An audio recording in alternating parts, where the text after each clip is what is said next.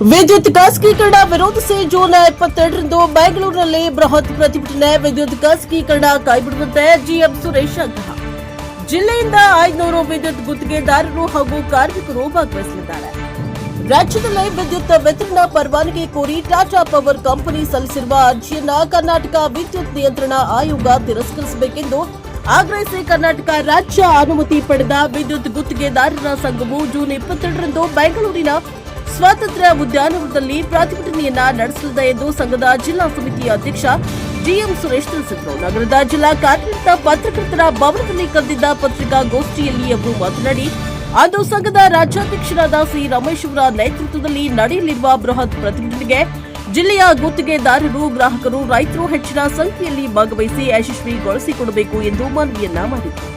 ವಿದ್ಯುತ್ ಖಾಸಗೀಕರಣದ ತೆರಿಗೆ ಸಾರ್ವಜನಿಕ ಹಣದ ಮೇಲೆ ಹೊರೆಯಾಗಲಿದ್ದು, ಖಾಸಗಿ ಕಂಪನಿಗಳು ಲಾಭದ ಉದ್ದೇಶದಿಂದ ಕೆಲಸ ಮಾಡುತ್ತವೆ. ಇದರಿಂದ ಸಾಮಾನ್ಯ ಜನರಿಗೆ, ಬಡ ವರ್ಗದವರಿಗೆ ವಿದ್ಯುತ್ ದರಭಾರ ಹೆಚ್ಚಾಗಿ ಬೀಳಬಹುದು. ಅಲ್ಲದೆ ಗುತ್ತಿಗೆದಾರರಿಗೆ ತೊಂದರೆಯಾಗಲಿದೆ.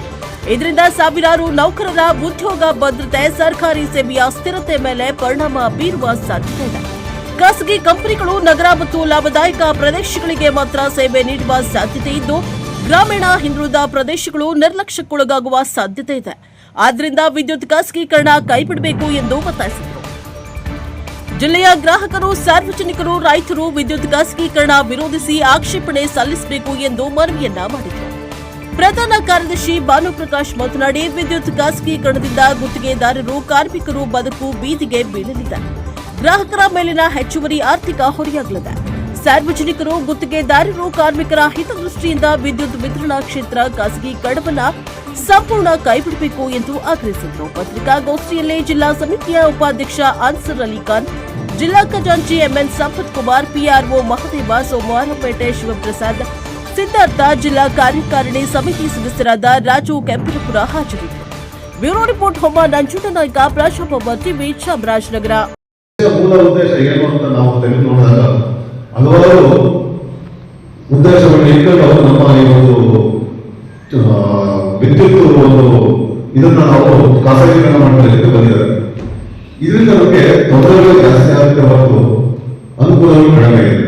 ತೊಂದರೆಗಳು ಏನು ಅಂತಂದ್ರೆ, ಸಾರ್ವಜನಿಕವಾಗಿ ಇವತ್ತು ವಿದ್ಯುತ್ ನಮಗೆ ಸರ್ಕಾರ ಸ್ವಂತ ಸರ್ಕಾರದ ಹಣದಿಂದ ಗೃಹ ಯೋಜನೆ ಇರ್ಬೋದು, ಭಾಗ್ಯ ಯೋಜನೆ ಇರ್ಬೋದು, ಮತ್ತೆ ನೀರಾವರಿ ಪಂಚಾಯತ್ಗಳು ಇರ್ಬೋದು, ಹಲವಾರು ಜನಪರ ಕೆಲಸಗಳನ್ನ ಸರ್ಕಾರ ಮಾಡ್ಕೊಂಡು ಬರ್ತಾ ಇದೆ. ಖಾಸಗೀಕರಣ ಮಾಡಿದಾಗ ಏನಾಗುತ್ತೆ ಅಂದ್ರೆ, ಯಾವುದೇ ತರ ಸರ್ಕಾರದ ಅನುದಾನಗಳಾಗಲಿ ಮತ್ತೊಂದೇ ಆಗಲಿ ಸಾರ್ವಜನಿಕವಾಗಿ ಒಂದು ಅನುಕೂಲಗಳಾಗಿ ನಿಂತು ಹೋಗ್ತವೆ. ಸೊ ನಿಂತೋದಾಗ ಏನಾಗುತ್ತೆ ಅಂತಂದ್ರೆ, ಇವತ್ತು ಏನು ನಮ್ಮ ಅಂದಿನಿಂದ ಭಾಗ್ಯ ಯೋಜನೆ ಅಂತೇಳಿ ನಾವು ಬಡ ಒಂದು ಕುಟುಂಬಗಳಿಗೆ ಬೆಳಕನ್ನ ನೀಡ್ತಾ ಬರ್ತಾ ಇದೆ ಸರ್ಕಾರ.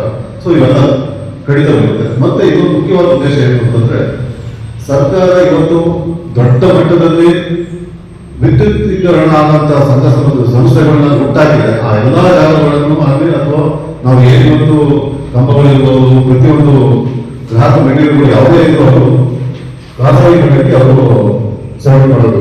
ಜೊತೆ ಇನ್ನೊಂದು ಏನಾಗಿದೆ ಮುಖ್ಯದಾಗಿ ಒಂದು ತೊಂದರೆ ಏನು ಅಂದ್ರೆ, 150 ಕಿಲೋವ್ಯಾಟ್ ಹೊರಗಡೆ ಬರ್ತಕ್ಕಂಥ ಯಾವುದೇ ಸಿಆರ್ ಅಂದ್ರೆ ಸಮಾಪನ ವರದಿ ಕೊಡುವಂತ ಕೆಲಸಗಳಿಗೆ ಗುತ್ತಿಗೆದಾರ ಬೇಡ ಅಂತೇಳಿ ಒಂದು ಮನವಿಯನ್ನ ಸರ್ಕಾರಕ್ಕೆ ತರಿಸಿದ್ದಾರೆ. ಆ ಮನವಿ ಏನಿದೆ ಮಾಹಿತಿ ಅಂತಂದ್ರೆ, ಯಾವುದೇ ಒಂದು ಸಣ್ಣ ಪುಟ್ಟ ಇನ್ಸ್ಟೇಷನ್ಗಳನ್ನು ಒಂದು ಮನೆಗೆ ನಾವು ಒಂದು ವಿದ್ಯುತ್ ಸಂಪರ್ಕ ಕಲ್ಪಿಸಿಕೊಳ್ಬೇಕಾದ್ರೆ ನಮ್ಮಲ್ಲಿ ಒಂದು ವೈರ್ಮನ್ ಅಂತ ಮತ್ತೆ ಸೂಪರ್ವೈಸರ್ ಮತ್ತೆ ವಿದ್ಯುತ್ ಗುತ್ತಿಗೆದಾರ, ಇವು 3 ಜನ ಸೇರಿ ನಾವು ಒಂದು ಯಾವುದೇ ಮನೆಯನ್ನ ಕಾಮಗಾರಿ ಮಾಡಬೇಕಾದ್ರೆ ವಿದ್ಯುತ್ ಸಂಪರ್ಕ ಕೊಡಬೇಕಾದ್ರೆ ಗುಣಮಟ್ಟದ ಮೆಟೀರಿಯಲ್ ಹಾಕಿ ನಾವು ಅದನ್ನ ಸೂಕ್ತ ಸಂಪರ್ಕ ನೀಡೋದು ಸೂಕ್ತ ಇದೆ ಅಂತ ಹೇಳಿ ನಾವು ಸರ್ಕಾರಕ್ಕೆ ಅಥವಾ ನಮ್ಮ ಕೆಇಬಿಗೆ ನಾವು ಅದನ್ನ ಒಂದು ಕಂಪ್ಯೂಟರ್ ರಿಪೋರ್ಟ್ ಕೊಡ್ತಾ ಇದ್ದೀವಿ. ಅದನ್ನು ಪರಿಶೀಲನೆ ಮಾಡಿ ನಂತರ ಅವರಿಗೆ ಮೀಟರ್ ಅಳವಡಿಕೆ ಮಾಡ್ಕೊಂಡು ಬರ್ತಾ ಇದ್ದಾರೆ. ಸೊ ಇವೆಲ್ಲ ಏನಾಗ್ತಿದೆ, ಬೇಡ ಅಂತೇಳಿ ಇವರು ಸರ್ಕಾರಕ್ಕೆ ಮನವಿ ಸಲ್ಲಿಸಿದ್ದಾರೆ. ಈ ಮನವಿ ಸಲ್ಲಿಸಿದ್ರೆ ಏನು ತೊಂದರೆ ಆಗುತ್ತೆ ಅಂತಂದ್ರೆ, ನಮ್ಮಲ್ಲಿ ಇಡೀ ರಾಜ್ಯದಲ್ಲಿ 29,000 ವಿದ್ಯುತ್ ಸುತ್ತದಲ್ಲಿ ಒಬ್ಬ ಗುತ್ತಿಗೆದಾರ ಹತ್ರ ಕೆಲಸ ಮಾಡ್ತಕ್ಕಂಥ ಕಡಿಮೆ ಅಂದರೆ 5 ಜನ ವಿದ್ಯುತ್ ಕೆಲಸ ಮಾಡ್ತಕ್ಕಂಥ ಕಾರ್ಮಿಕರಿದ್ದಾರೆ. ಅವರ ಕುಟುಂಬ ಕಡಿಮೆ ಅಂತಂದ್ರೆ 2 ಲಕ್ಷ ಜನ ನಮ್ಮನ್ನು ಅನುಸರಣೆ ಮಾಡ್ಕೊಂಡು ನಮ್ಮ ಜೊತೆಗೆ ಜೀವನ ಮಾಡ್ತಾ ಇದ್ದಾರೆ. ನಾವು ಮತ್ತು ಅವರು ಸೇರಿಸಿದ್ರೆ ಅಂದಾಜು 2,29,000 ಸದಸ್ಯರು ಈ ಒಂದು ವೃತ್ತಿನ ನೆನಪು ಜೀವನ ಮಾಡ್ತಾ ಇದ್ದೀವಿ. ಈ ಟಾಟಾ ಪವರ್ ಅವರಿಗೆ ಕಾಂಟ್ರಾಕ್ಟ್ ಕೊಡದೇ ಆದರೆ ಮತ್ತೆ ಈ 150 ಕಿಲೋಮೀಟರ್ ಒಳಮಟ್ಟದಲ್ಲಿ ಯಾವುದೇ ಸಿಆರ್ ಬೇಡ ಅಂತ ಏನು ಹೇಳಿದರೆ ಅದೇ ಥರ ದಾರಿ ಬರುವಂಥದ್ದು ಸುಮಾರು 2.5 3 ಲಕ್ಷ ಜನ ಬೀದಿ ಬರುವಂಥ ಸನ್ನಿವೇಶಗಳಿದೆ. ಸೊ ಇದನ್ನು ನಾವು ರಾಜ್ಯ ಮಟ್ಟದಲ್ಲಿ ಬೇಡ ಅಂತೇಳಿ ನಾವು ಇದನ್ನು ದೊಡ್ಡ ಮಟ್ಟದಲ್ಲಿ 22/6/2026 ಸೋಮವಾರ ಬೆಳಗ್ಗೆ 10 ಗಂಟೆಗೆ ಫ್ರೀಡಂ ಪಾರ್ಕ್ನಲ್ಲಿ ದೊಡ್ಡ ಮಟ್ಟದಲ್ಲಿ 10,000 ಜನ ಮೇಲೆ ಸೇರಿ ನಾವು ಇದನ್ನು ಬೇಡ ಅಂತೇಳಿ ಒಂದು ಸರ್ಕಾರಕ್ಕೆ ಮನವಿ ಸಲ್ಲಿಸುವ ಒಂದು ಕಾರ್ಯಕ್ರಮ ಇಟ್ಕೊಂಡಿದ್ದೀವಿ. ಇದು ನಮ್ಮ ಇಷ್ಟು ವಿಚಾರಗಳು ಒಂದು ನಡೀತಾ ಇದೆ. ಇದ್ರ ಜೊತೆಗೆ ಏನಾಗ್ತಾ ಇದೆ, ತೊಂದರೆಗಳು, ರೈತರು ತೊಂದರೆ ಆಗ್ತಾ ಇದೆ, ಗ್ರಾಹಕರು ತೊಂದರೆ ಆಗ್ತಾ ಇದೆ. ಗ್ರಾಹಕರು ಆಲ್ರೆಡಿ ರೈತರು ಈಗಾಗಲೇ ನಿಮ್ಗೆ ಗೊತ್ತಾಗಲಿಕ್ಕೆ ಹಲವಾರು ವಿರೋಧಗಳನ್ನು ವ್ಯಕ್ತಪಡಿಸಿ ಬರ್ತಾ ಇದ್ದಾರೆ. ಸೊ ಇದನ್ನು ನಾವು ಸರ್ಕಾರಕ್ಕೆ ಒಂದು ಇದನ್ನ ಈ ನಮ್ಮ ಮನವಿ ಅವರು ತಲುಪಿದ್ರೆ ಈ ಖಾಸಗೀಕರಣ ಬೇಡ ಅನ್ನೋದನ್ನ ಒಂದು ಅರ್ಥ ಆಗುತ್ತೆ ಅನ್ನೋ ಒಂದು ಭಾವನೆ ಇಟ್ಕೊಂಡು ನಾವು ಇವತ್ತು ಈ ಪ್ರೆಸ್ ಮೀಟ್ ಅನ್ನು ಮಾಡಿದ್ದೀವಿ. ವಿದ್ಯುತ್ ಇಲಾಖೆಯಲ್ಲಿ ಕೆಲಸ ಮಾಡೋರು ಆಕ್ಷೇಪಣೆ ಸಲ್ಲಿಸೋದು ಅಂತಲ್ಲ, ಈ ವಿದ್ಯುತ್ ಬಳಕೆ ಮಾಡುವಂತ ಪ್ರತಿಯೊಬ್ಬರ ಹಕ್ಕಾಗಿದೆ. ಯಾಕೆಂದ್ರೆ ಇವತ್ತು ಏನ್ ವಿದ್ಯುತ್ ಅನ್ನುವಂಥದ್ದು ಪ್ರತಿಯೊಬ್ಬರು ಬಳಕೆ ಮಾಡುವಂತದ್ದಾಗಿದೆ.